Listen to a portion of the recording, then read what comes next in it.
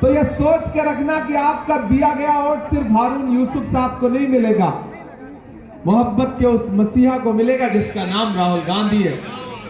आपका दिया गया एक एक वोट प्रियंका गांधी जी को मिलेगा, मल्लिकार्जुन खड़गे साहब को मिलेगा, और आपका दिया गया एक एक वोट इमरान प्रतापगढ़ी पे आपका एहसान होगा।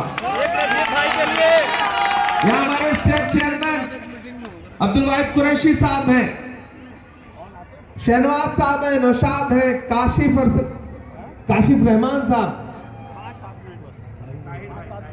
ताहिर भाई, हम कोशिश कर रहा हूं सब तक पहुंचने की, खालिद मुबीन साहब हैं, और भी हमारे साथी हैं। एक एक करके मैं बीच बीच में जैसे जैसे नाम याद आते जाएंगे मैं लेता रहूंगा। ये चुनाव सच में बहुत जरूरी चुनाव है।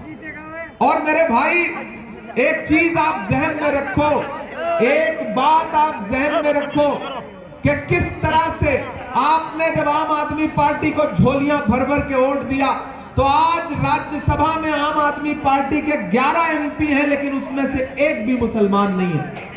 एक भी मुसलमान को राज्यसभा देने के लिए उनके पास दिल नहीं है। एक ऐसा वक्त जब आपकी परछाई से लोग दामन बचा रहे हो, उस वक्त राहुल गांधी ने आपके लिए लड़ने वाले बेटे को, आपके लिए आवाज उठाने वाले इमरान प्रतापगढ़ी का हाथ पकड़ा और यह कहा कि राज्यसभा में जाओ और आवाज बुलंद करो अपने लोगों की। जो लोग आपके बीच में आके कहते हैं कि कांग्रेस ने दिया क्या है, तो यहां खड़ा होकर आपसे कहना चाहता हूं साथियों कि इस देश के डॉक्टर जाकिर हुसैन का नाम सुना है आप सारे लोगों ने ना।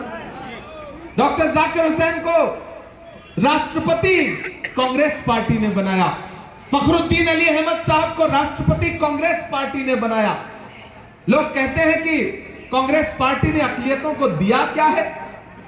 अनवरा तैमूर को असम का मुख्यमंत्री कांग्रेस पार्टी ने बनाया, अब्दुल रहमान अंतुले साहब को महाराष्ट्र का मुख्यमंत्री कांग्रेस पार्टी ने बनाया, बरकतुल्ला साहब को राजस्थान का मुख्यमंत्री कांग्रेस पार्टी ने बनाया, अब्दुल गफूर साहब को बिहार का मुख्यमंत्री कांग्रेस पार्टी ने बनाया।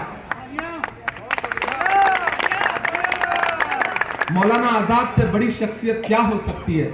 एक ऐसा समय 1947 में जब दोनों तरफ लहू लहू मंजर था, आगे बढ़ के पंडित जवाहरलाल नेहरू ने मौलाना आजाद को अपने सीने से लगाया और इस देश का पहला शिक्षा मंत्री बनाया।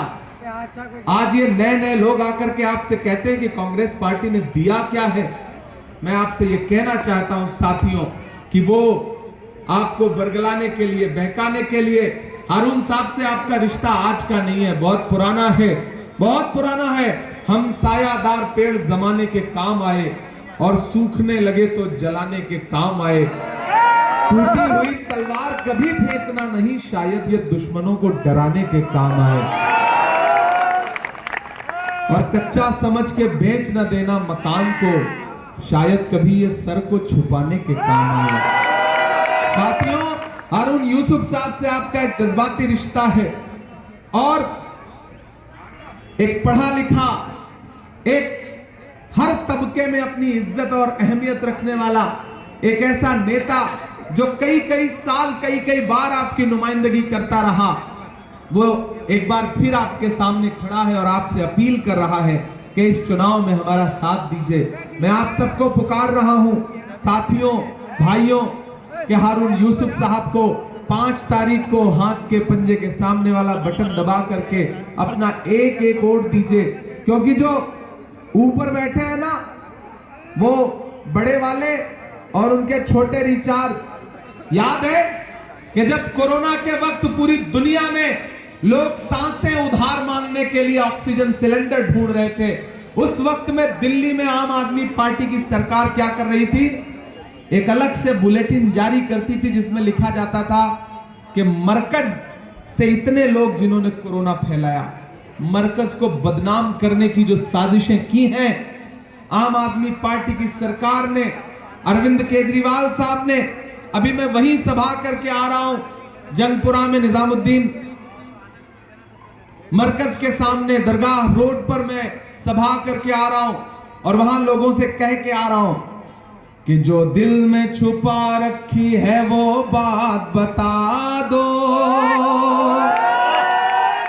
बल्ली मारान वालों, जो दिल में छुपा रखी है वो बात बता दो, जज्बात जो जख्मी है वो जज्बात बता दो, दुनिया को चलो अपने ख्यालात बता दो, मरकज के गुनहगारों की औकात बता दो, मरकज के गुनहगारों की औकात बता दो। ये चुनाव इस बात का चुनाव है कि आप एक बार एहसास दिलाइए, आपने झोलियां भर भर के वोट दिया तो आपके वोटों की अहमियत खत्म हो गई। उन्होंने आपके मुद्दों पर बोलना बंद कर दिया। जब आपकी बहन, आपकी बेटी बिल्किस के बलात्कार करने वाले गुनहगारों को गुजरात की सरकार ने जेल से रिहा किया तो मनीष सिसोदिया से मीडिया के एक साथी ने कहा कि बिल्किस के लिए आप कुछ बोलेंगे, तो उन्होंने कैमरा ऐसे सामने से हटाया माइक और बोला छोड़िए ऐसे सवाल। मेरे भाई, एक फिल्म का डायलॉग है कि आग को पानी का डर बना रहना चाहिए। आपने वो डर खत्म कर दिया है। अब ये आए आपके बीच में तो इनसे कहना कि किसी भी मौलवी से या के साधु से न छूटेगा, मदारी के किसी करतब से जादू से न छूटेगा।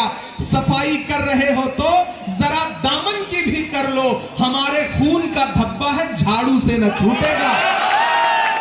आपको अलग-अलग ये कहना पड़ेगा, ये बताना पड़ेगा कि आप जिंदा लोग हैं, आप जिंदा जमीरों के लोग हैं।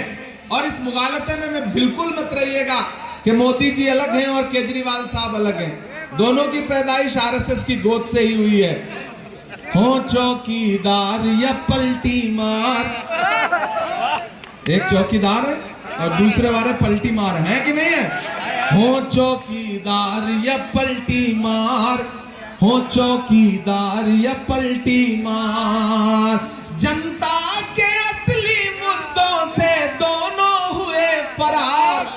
हो चौकीदार या पलटी मार, हो पलटी मार या चौकीदार। के चाय बेचने वाला पूरा भारत बेच रहा है। बेच रहा है कि नहीं बेच रहा है? तो फिर समर्थन करने में डर क्यों रहे हो जब मैं बोलने में नहीं डर रहा हूं? तो कि चाय बेचने वाला पूरा भारत बेच रहा है, इसी काम में हासिल उसे महारत बेच रहा है। यहाँ के छोटे वाले बड़े जुझारू बेच रहे थे, मौका मिला तो खुलकर साहब दारू बेच रहे थे। कि रेल बिक गई, तेल बिक गया, बिका हवाई अड्डा, सब कुछ बिकता देख के खुश हैं अपने जेपी नड्डा। कि जनता महंगाई की मारी करती हाहाकार, कहां सोया है चौकीदार, कहां सोया है पलटी मार। बल्ली मारान वालों, आखिर में आपसे बस इतना कहना चाहता हूं कि हारून भाई आपसे एक मौका मांग रहे हैं फिर से आपकी खिदमत करने के लिए। इनका साथ दीजिए। इनके लिए 5 तारीख को घरों से बाहर निकलिए।